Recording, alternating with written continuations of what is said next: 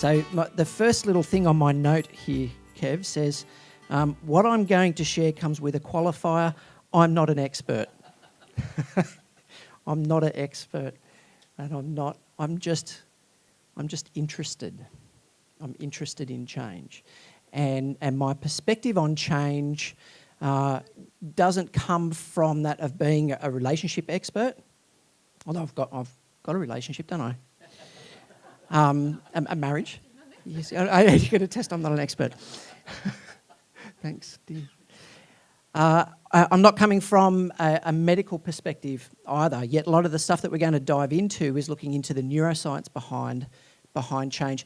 Rather, my perspective is as a manager and a leader, where I've worked with organisations and teams and trying to help them navigate through change.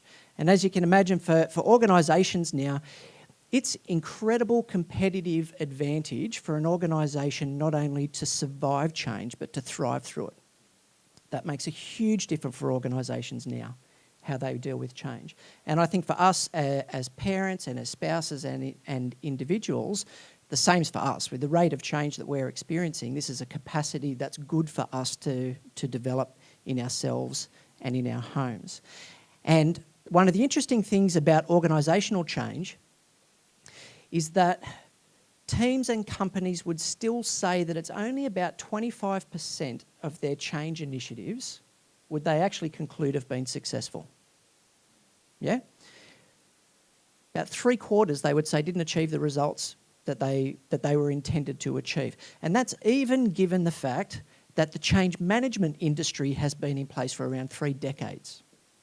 So there's a whole industry of consultants helping companies through change, yet there's only about 1/4 of change projects that companies would say have been successful. So that says to me a couple of things. Firstly, they've got it wrong. Whatever it is, they haven't been getting it right. And the second thing is that change is obviously really, really hard. And the reason it's really hard is because organisations are full of people and people struggle with change. So the whole change management industry, one of the main things that they've tried to encourage leaders and organisations to do is to communicate with people. But it turns out that information, lots and lots of information, while it's important, while it's necessary, it is insufficient to help people navigate change. So information is necessary, but it's insufficient to navigate change.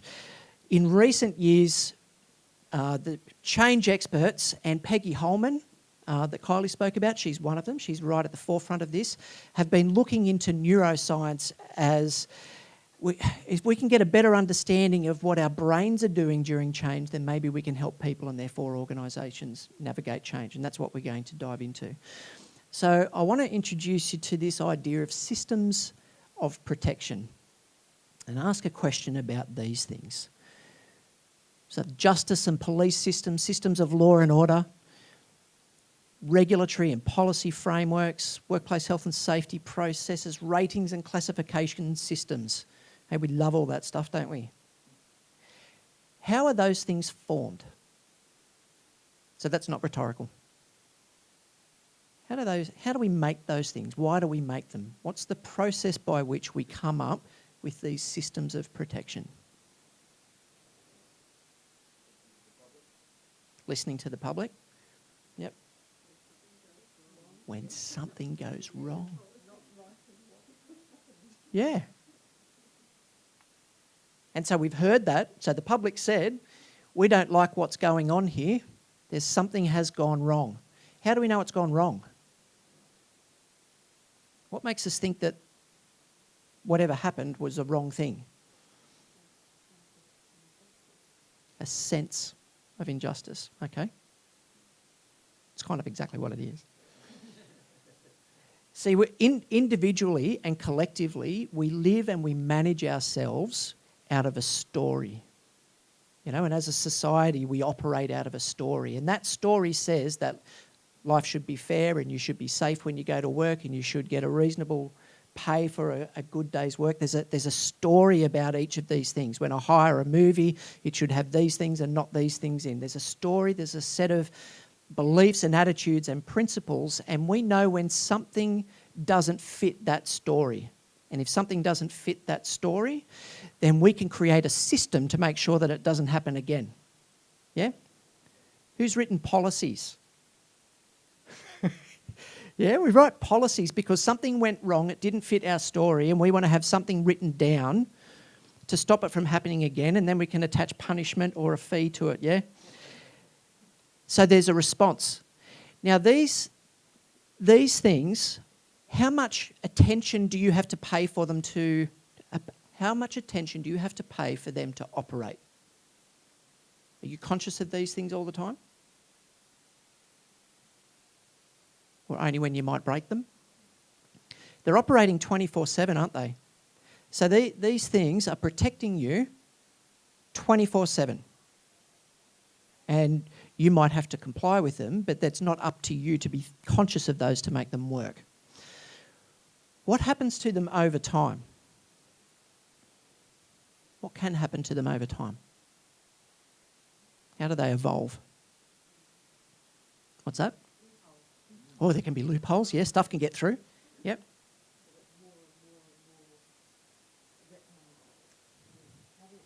There gets more and more and more caveats. Yeah, so there's more and more policies. So they can actually, the protection can increase, so they can be more and more effective and provide more protection, but they can actually become more bureaucratic and more rigid and more brittle. So both of those things can happen. Yep. When you look at how these things are formed, how might that be like our immune system?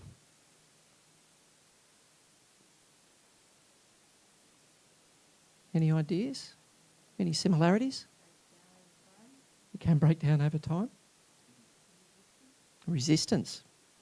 Your immune system is built up by challenge in the same way as all of these other systems of protection. So as our body comes into contact with materials that might compromise the integrity of this system, yeah, it can create some sort of a mechanism to provide protection against that in the future. And over time, that can become more and more effective. So when we're babies, we've got hardly any immune system. Lots of stuff gets through, and it's meant to. A lot of the... well, no, I won't even go down that path. I'll stop there. So our immune system over time builds up resilience. It builds up this almost like a policy framework. Now, our response to change is like an immune response. So as we've experienced life, there have been things that have occurred within our life and within our experience that we either have liked or haven't liked. They have either fit our story or they have not fitted our story. And so we will construct a framework of beliefs and attitudes deep, deep, deep within us that automatically filter the information that we're presented with. A conversation that we have, an email that we get, some life event that's taken place, we will automatically filter that event based on this grid of experience that's been built up over years, and we will determine whether that fits our story and whether it doesn't fit our story. And our immune response to that is emotional, and it happens like that. It is immediate. And the more rigid and brittle that framework becomes, the more difficult it is for us to embrace change. So if you think about our attitudes towards change as a system of protection, like our immune system, like some of these other things, it works 24/7, subconsciously. We're not even aware of the fact that we've got this policy framework within us that acts instantaneously and incredibly powerfully.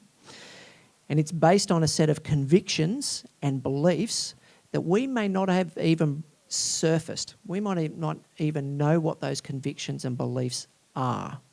They've just accumulated over a period of time. And well, what we'll do now is we'll jump into having a look at how our brains actually work in this regard. The lizard brain. Has anybody ever heard of that before? The lizard brain? Is that a concept anyone's heard of before? The lizard brain talks about, so pay attention because you'll need to remember all of this. The lizard brain is some of these structures in here. This whole section here is called the limbic system, and it's our centre of emotion. All our emotional response is all caught up in there in the limbic system. Our limbic system is responsible for holding our long-term memory. It's described as our autobiographical memory. Is stored there in our limbic system. Our limbic system is responsible for adrenaline flow attached to emotion. It's the centres for pleasure, social processing, and learning. So it's really powerful stuff. There's a lot going on there in your limbic system, but this part of our brain is more primitive and it's more instinctual than those parts of our brains where logic and reasoning and thinking take place. So logic and reasoning and thinking take place, and I'm pointing to the front of my head because that's where it is, right? So all of these brain structures up here, that's where all of that logic and thinking and reasoning takes place. The emotions, our long-term memory and our learning, that's kind of up in here in the middle in the limbic brain. Now the interesting thing about this is that this part of the brain does not deal with language. The language centres are elsewhere in your brain. So what that means is this framework of policies and beliefs and attitudes don't have words attached to them. They've got pictures and they've got smells attached to them. So you ever think about there will be some sort of a smell and it will trigger a memory in pictures and it will trigger a particular feeling, but there won't necessarily be words attached to that. Has anyone had that happen before? Yep. But it's not the centre of language and it's not the centre of logic or reason. Have you ever heard of the amygdala? Couple of folks have heard of the amygdala. Have you heard of an amygdala hijack? This tiny little part of the brain here, the amygdala, is an incredibly powerful and primitive part of our brain. Have you ever been in an argument with somebody and it's not gone well? The argument's gone really, really badly. Yeah? Like ones that you have with Kev.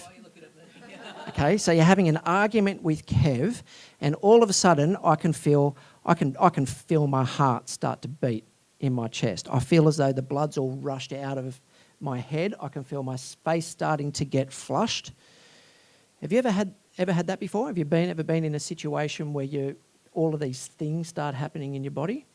That's your amygdala. So and it's called an amygdala hijack. You've just absolutely been flooded with adrenaline. Adrenaline stops this part of your brain from working. Now the amygdala, this is the scary thing, the amygdala only has 3 problem-solving strategies. Only 3 problem-solving strategies. What are they? Flight, fight. Yep, so there's anger, fear. What's the third one?